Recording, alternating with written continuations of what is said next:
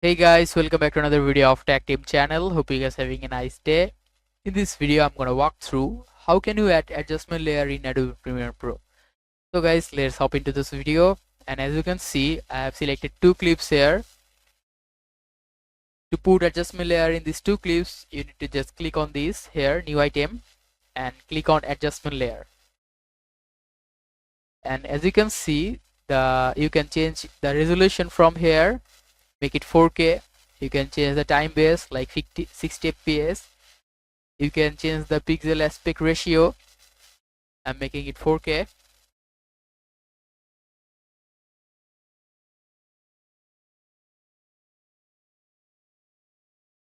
And click on OK. And after that, here you can see the adjustment layer is here. Now just drop it here, make it bigger as the whole clip. Now you can put any kind of effect in this adjustment layer. So click on effects, and you can just go to any kind of effects, just like lumetri preset, cinematic, these effects. Just drop it here, drop it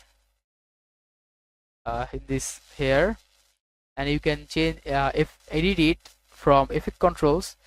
Here you can see effect controls. You can edit it from here, the lumetri color effects, just like edit any kind of edit you want.